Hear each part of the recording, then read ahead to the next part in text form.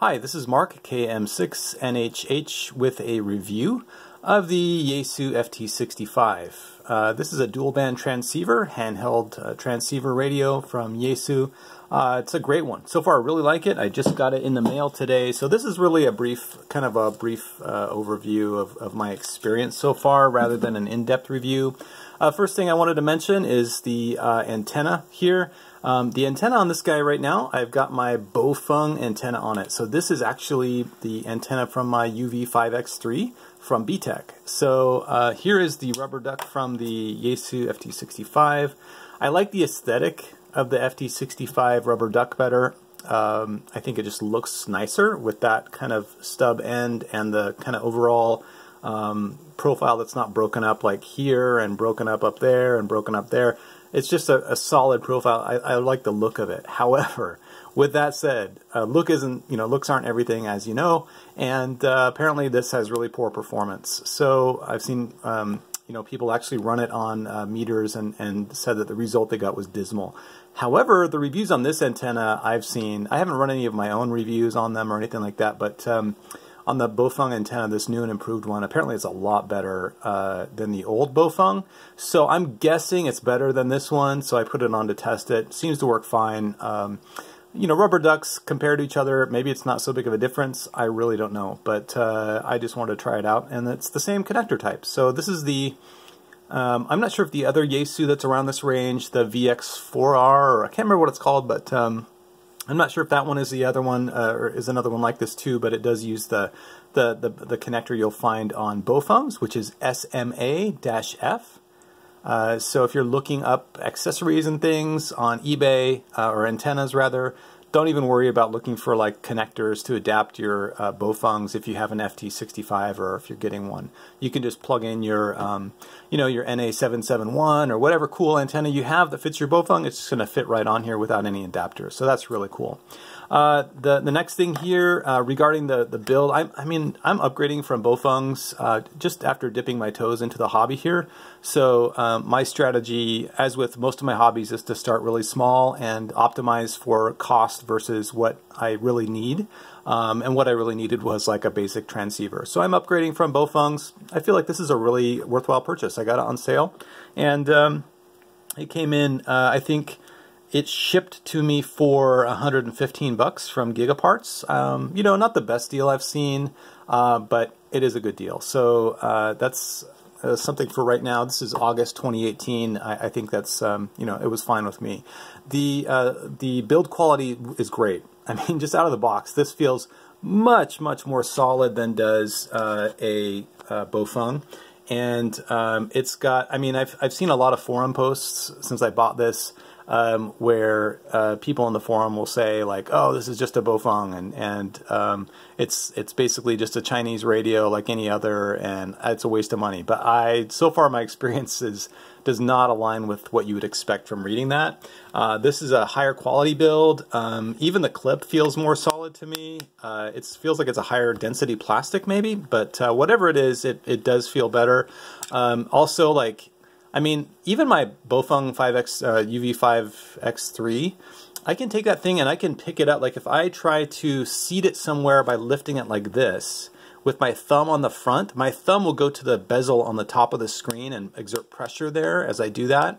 And this is naturally how I hold it when I'm trying to clip it to something. When I do that, it will create noise out of the speaker, like kind of like intermod type noise coming out of the speaker when I do that. So, it's not like that's like an almost $70 radio, when I bought it anyway, the UV5X3, and this thing for, $40, $50 more tops, that doesn't have that kind of problem. You should just look at it for that alone, because the build is solid. You're not like seeing like rainbows on the screen when you push on it too hard or whatever. It's working okay. And I've even got a Retevis, another Chinese brand, their rebranded UV5R, where it developed like a bubble in the LCD, and I was like, oh, there's a little scratch there, and I wonder if I could clean that off. And I'm like scratching at it just a tiny bit, just to see what it is, if it'll come off, And it was like a bubble, like the whole screen starts lifting off, like a layer of the screen. So This obviously, I haven't had it long enough to know if like that particular issue is going to happen here.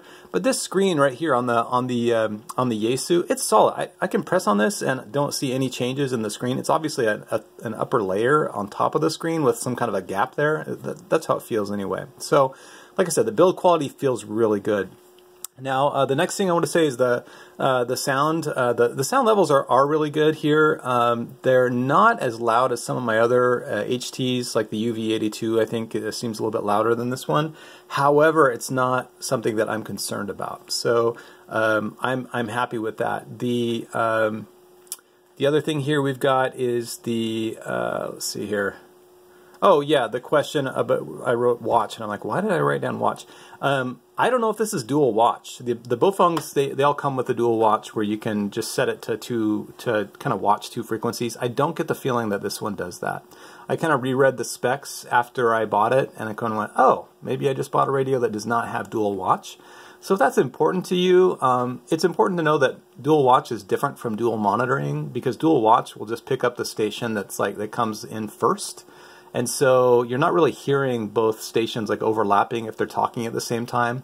So dual watch is nice, but it's, you know, it's got its limits. I'll see how that goes with this. I think I can do fine without it. And in fact, I have a radio board here. I'll get that real quick and show you guys. I have a radio board here that what I do is I take radios that have clips.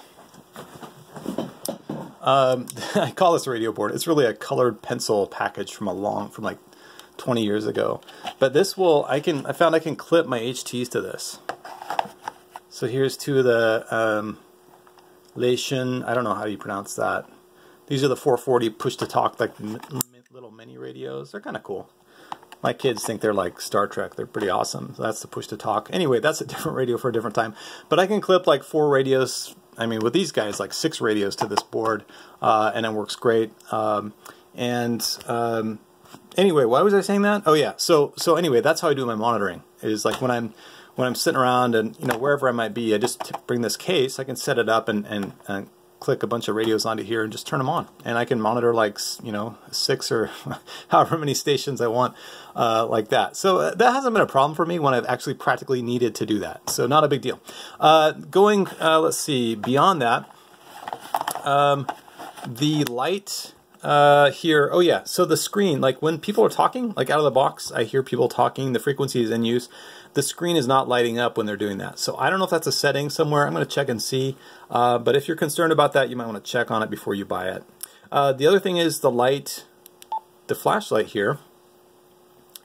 Okay, so this is funny. I saw in reviews, people were like, you know what, this is like barely even worth having on here. It looks like it works like better. It looks better on my screen here, on my phone screen as I'm recording this than it actually does in real life. Let me see if if you can see this effect. I'm going to kind of try and hold this up here. And here is an old Swiss Army knife. This is a Midnight Manager by Victorinox. Look at that. I mean, this is like a totally like tiny, you know, junky little Swiss Army knife flashlight. And it looks like a freaking torch compared to the one on the Yaesu. And that's like, I held up my like Walmart $1, you know, the cheapo flashlights. I turned that one on. In fact, let me do that for you guys, because I turned that one on next to this one. And, you know, that one's even stronger than the Victorinox, right?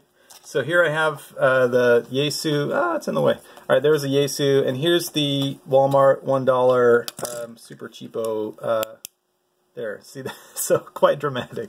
So yeah, the flashlight, this is like if you're like, I don't know, James Bond or something, and you absolutely cannot be detected by the enemy, and red flashlights do not exist, or something. I don't know what that's for, but it'll help you in a pinch, but I don't think that's going to solve any big problems for you. It'd be cool though. I mean, I think it'd be helpful in the dark if you're camping or something, like, hey, I'm over here, you know, that's how you can see me. You know, that might be what it's useful for. So those are just my first impressions of the radio so far. I'm going to try out my various antennas, take this on some hikes, see how it does. Hope to make a video after that, but I really like it so far. I love the feel of everything. Oh, and one last thing. Check this out. When you put in a frequency, isn't that cool? I love that sound. so that just seems to be one more little, excuse me, one more little indicator of the quality compared to a Baofeng, is that the sound, not only is the synthesized sound quality better, I don't know if it's actually synthesized, but it is in a generic way. Not only is that better than the Baofeng quality, but it's like they've actually taken the trouble to make the tones kind of climb as you dial in the digits. So yeah, there, you know, like some little things that do make this feel like the experience is actually a level up. So I recommend it so far. I think it's a great radio, assuming it works just as well as everybody else, you know, as it has for everybody else that I've read about and seen online. I think it's definitely worth the purchase. So that concludes this review, and I don't have any cool ham radio outro music for you, but you know, that if you want to see more about my experiences in ham radio, check out my website, friendlyskies.net, friendlyskies.net. There is I believe there's a ham radio menu link there, but you can check it out. I've got some stuff there for Baofeng, and I can't remember what else I've got there now, but I'll have more about this radio coming up. I just ordered an MFJ 2-meter, what do you call it? Portable antenna that's like flexible floppy. That's like I think it's a half wave. Anyway, but it's like basically a bundle of wire. You know, I just ordered that for convenience. So I'm gonna go try and activate some peaks with this guy on Summits on the Air, 2-meter simplex, and see how that goes. So hopefully be doing some more writing on that in the future. And anyway, I hope this review was helpful. All right, take care, guys, and we'll talk to you soon.